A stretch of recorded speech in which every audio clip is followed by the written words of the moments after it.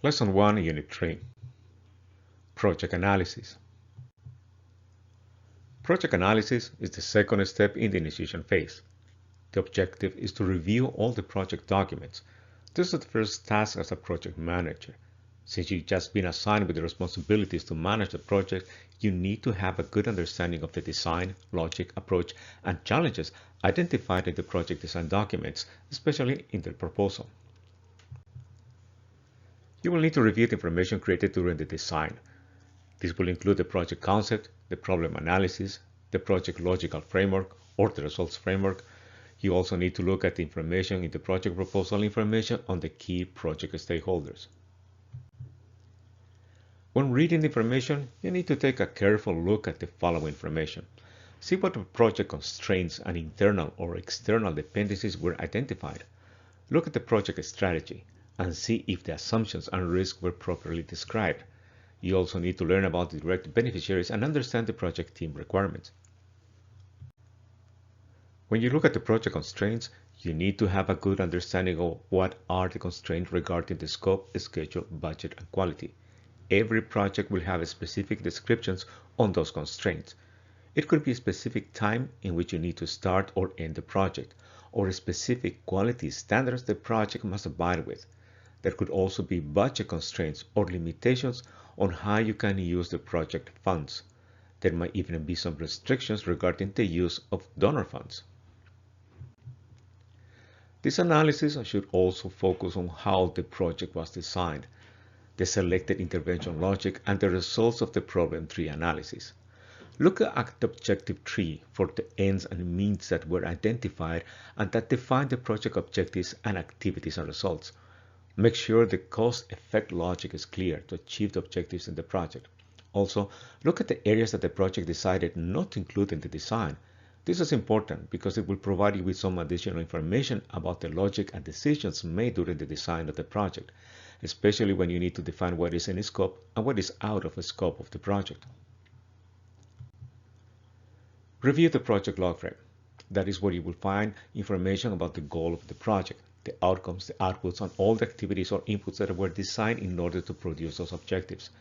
You also need to become familiar with the project indicators, the means of verification, and assumptions that were identified at the moment the project was designed. In the planning phase, you will need to make sure these assumptions are still valid. A useful tool that you can use in this review is the rate analysis. This is an analysis of the risk, assumptions, issues, and dependencies in the project. The analysis is summarized in a rate log or board that highlights the events and conditions that may affect the project. This can be a simple analysis information available in the project proposal and with conversations with the people or team that designed the project. This information will be helpful during the planning phase to help prioritize the actions and the strategies that can minimize the negative consequences of these events or conditions. The project assumptions. This is an important element of the project design. You need to understand what are the most critical assumptions and if any assumptions are still relevant. During the planning phase, you will need to work with the team to make an initial assessment to see if any of these assumptions have changed. It is not uncommon for assumptions to change, especially if there has been a long time between the design and the approval of the project. When an assumption changes, it can jeopardize the cost-effect relationships needed to achieve the expected results. The same thing with risks. You need to identify what are the most critical risks and if some of these risks are still relevant. You need to look at the risks that will have a high impact or high probability in the project that may cause a problem with the project. Make sure you're familiar with the initial risk identified in the proposal, because you will need to use that information in the planning phase to develop the plans to manage the risks. It is also a good idea to review if there are any issues during the development of the project, and if any of those issues are still open and need urgent attention. For example, the delay in the donor approval of the project resulted in the loss of opportunities to hire a vendor to supply critical services to the project.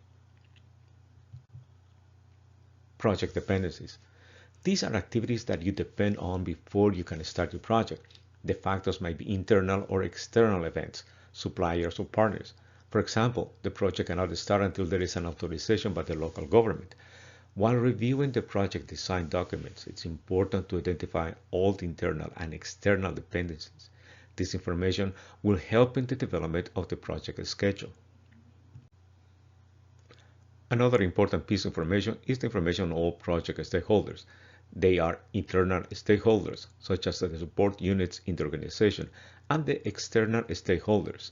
These can be government institutions, partners, or other local institutions that are going to be impacted by the project. But the most important stakeholders are the beneficiaries. Special information on their expectations, support, their interests, or influence on the project.